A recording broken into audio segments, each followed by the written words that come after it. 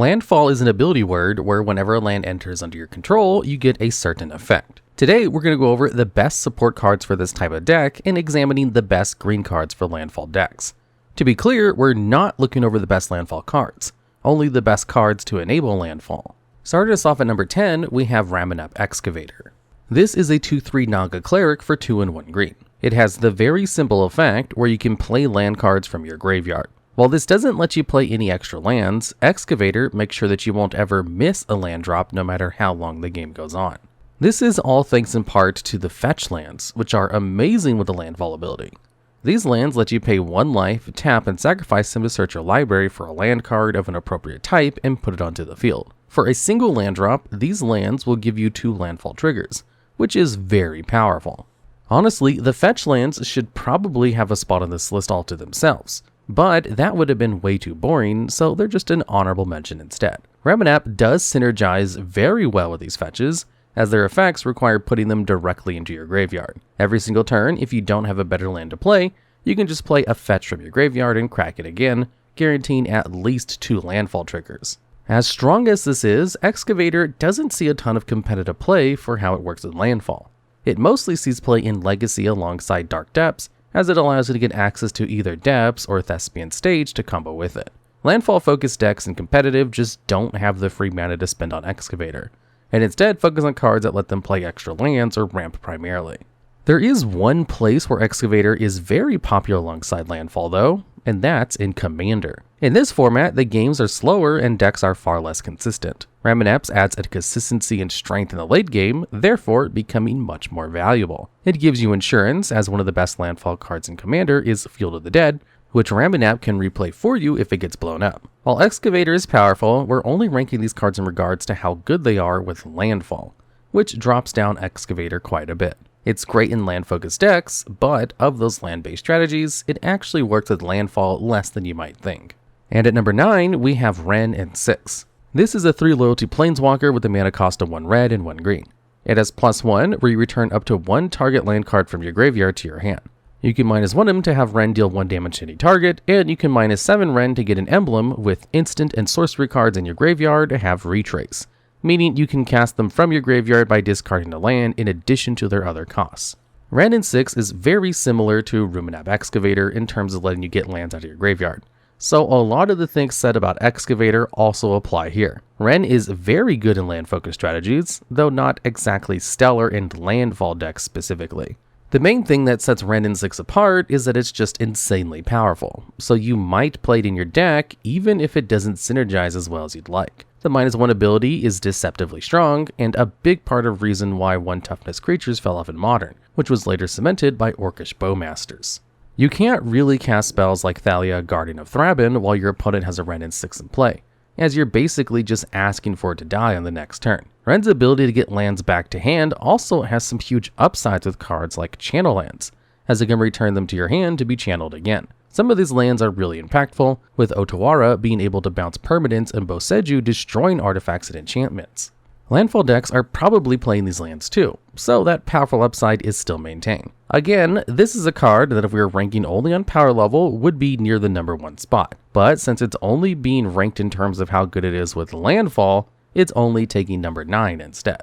And at number 8, we have Spelunking. This is an enchantment with a mana cost of 2 and 1 green. It is the ability where, when it enters the field, you draw a card and then put a land from your hand onto the field. If this land was a cave, you gain 4 life. Caves are a subtype of land from the Lost Caverns of Ixalan that didn't get too much support. It also has the ability where all lands you control enter untapped. Spelunking may have a cave-focused card, but honestly it works best without caves at all. The ability to force all your lands to enter untapped may seem strange, but it's extremely powerful lands that tap for multiple mana.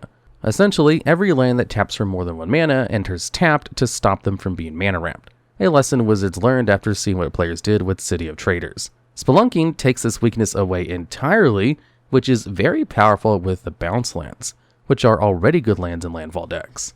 These lands enter tapped, tap for 2 different mana colors, but most importantly, return a land you control to your hand when you play them. This is generally quite strong as it lets you get 3 mana off of 2 lands, which, while it isn't ramped, is a sort of card advantage as you can kind of make more mana off of less cards. The bounce lands are already pretty good for landfall decks, as they give you more lands to play for landfall triggers in the first place. Spelunking makes these bounce lands even better on top of being a ramp spell all on its own. This is all great in Commander, one of the places where Spelunking has seen the most play. But in other formats, Spelunking is mostly used as a ramp spell that also makes your tap lands a lot better. In Standard, it was used in ramp decks alongside Nissa, Resurgent Animus to make a ton of mana on a single turn and then cast a lot of powerful spells. While in Pioneer, it's mostly paired with Omnath, Locus of Creation, which is just one of the dumbest landfall cards ever printed.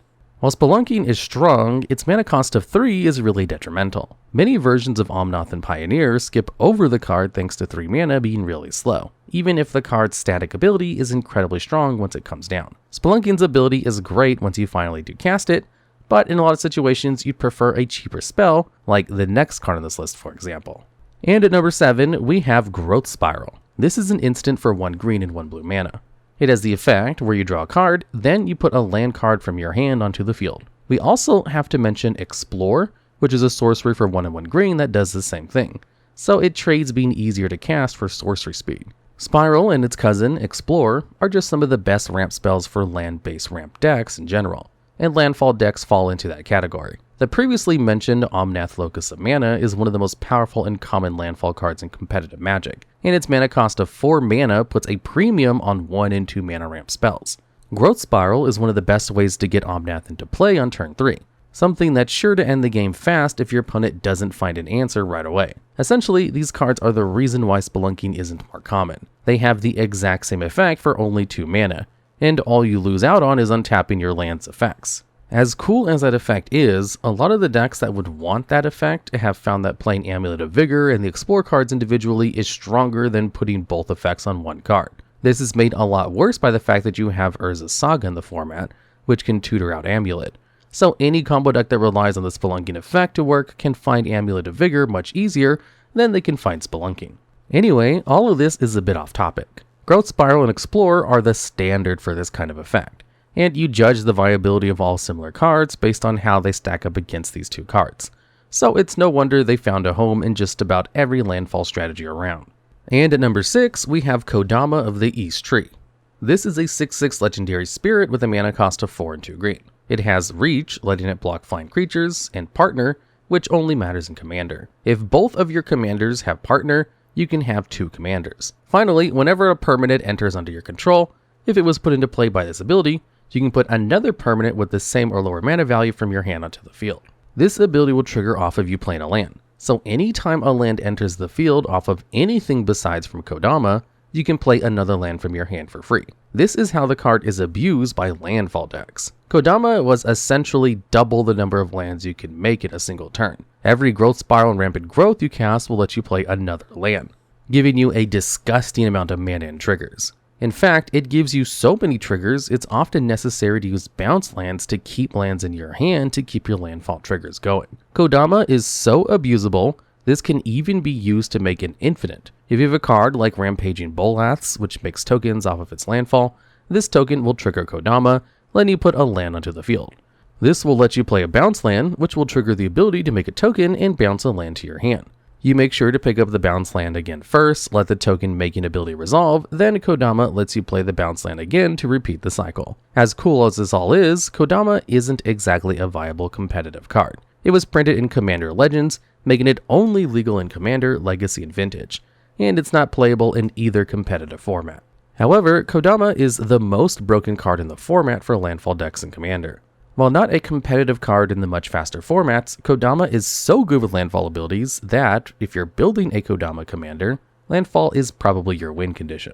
And at number 5, we have Cultivator Colossus. This is a plant beast with a mana cost of 4 and 3 green. It is trample, meaning it deals excess combat damage to defending player. Colossus power and toughness is equal to the number of lands you control. Finally, when Colossus enters, you put a land from your hand onto the field tapped. If you do, you draw a card and repeat this process. Not only is Colossus a giant trampling creature, but its enters trigger often just wins the game. This is because Colossus is mostly played in Valakut decks, which we'll mention a lot in this video because it's the best competitive landfall card. To go more into detail, this is a land with a landfall effect, where whenever a mountain enters under your control, If you have 6 or more mountains, it deals 3 damage to any target. Valakut decks are generally built to get Valakut in play and online as soon as possible. Then, get enough lands out to burn your opponent for lethal damage. Colossus does this essentially as soon as it enters the field. You will start cheating out lands and drawing, and in these decks that play around 30 lands, you'll almost always be able to chain multiple lands into play, getting a lot of Valakut triggers. This will usually allow you to burn your opponent for the rest of their life total. And even if it doesn't, you'll be able to wipe their board and have a giant trampler on the field. So they're probably still going to lose in the next couple of turns. Ever since it was printed, Colossus immediately became a mainstay in these decks. The main reason why it's not higher up on this list is that, as strong as Colossus is, there are cards in these decks that are even better for these strategies. Colossus should be slotted into just about every Landfall deck, but there are other cards that are effectively mandatory additions to Landfall decks even more than Colossus. And at number 4, we have Dryad of the Illysian Grove. This is a 2/4 Nymph Dryad enchantment creature with a mana cost of 2 and 1 green. It is the abilities where you can play an extra land on every turn, and all of your lands have all basic land types. Dryad's ability to let you play extra lands is extremely powerful. It's very similar to the card Exploration, an enchantment for only 1 mana that simply lets you play an extra land every turn. As strong as Exploration is, it's not legal in Modern, and Dryad's second ability is extremely relevant as well. We just talked about Valakut the Molten Pinnacle and how strong it is, but getting 6 mountains into play can sometimes be a bit tricky. Dryad will give all your lands the mountain land type, including Valakut itself, which will make all of them count towards the 6 mountains or Valakut, letting you start bolting things far earlier. Before Dryad's printing, some Valakut players even used Prismatic Omen to allow their combo to work. Omen was a 2-mana enchantment that only had the mana fixing ability of Dryad, so it didn't even help you get more mana. However, making sure that all of your lands had the mountain type was so important that it was still played. Dryad makes your combo far more consistent on top of actually letting you combo faster. Even if the more powerful Exploration was printed into the format, Dryad would still likely see play in modern Valakut decks just because of how important it is to the combo. In fact, Dryad has largely pushed Azusa, Lost But Seeking to the side in the format, a card with the same mana cost that lets you play 2 lands every single turn. Despite being more powerful in terms of ramp, Dryad still largely pushed it out of its place in the deck. All of this is only really relevant in exactly Valakut decks. In other Landfall strategies, many decks would prefer Azusa or Exploration, but those Landfall decks would be in formats like Commander. As Dryad is the most popular and the most competitive Landfall deck, it's taking this spot on this list. And at number 3, we have Scapeshift. This is a sorcery with the mana cost of 2 and 2 green. It is the effect where you sacrifice any number of lands, then search your library for that many lands and put them onto the field, tapped, then shuffle. Scapeshift, in a vacuum, isn't a terribly strong card. Its power comes purely from its synergy with other cards, Landfall effects being chief among them. When combined with cards like Valakut and Field of the Dead, a single Scapeshift becomes immediately game-winning. This is made even more insane by the fact that these combo pieces can be found off of a Scapeshift. On top of that, because Scapeshift puts all the lands onto the field at the same time, the Landfall abilities of these cards will trigger for every single land. As long as you meet the required 6 mountains or 7 lands of different names, you'll get 3 damage or a zombie for every single land you get off of Scapeshift. As a result, Scapeshift combo decks have popped up in basically every format where it's been legal. In both Standard and Pioneer, Scapeshift was played alongside Field of the Dead before Field was banned, and Scapeshift variants of Valakut combos still pop up in Modern to this day. Scapeshift is one of the reasons why cards like Explore and Arboreal Grazer are such premium in those formats. In order for Scapeshift to work with those cards, you'd need at least 7 lands on the field. These decks would race to hit exactly 7 lands as quickly as possible, and then slam Scapeshift down to close the game. Scapeshift is one of only a couple of lands that's so powerful that entire Landfall decks have been built around abusing it. Actually, the next 2 cards on this list are some of the only cards that also fit into that category. And at number 2, we have Summerbloom. This is a sorcery with a mana cost of 1 and 1 green, and the effect where you can play 3 extra lands this turn. Summerbloom was a part of a powerful combo deck in Modern that was good enough to need to be banned in the earliest days of the format. The combo was to combine Bloom with Amulet of Vigor, a card we talked about earlier that lets you untap any permanent that enters the field tapped. You would cast Bloom with an Amulet on the field, then play a bounce land.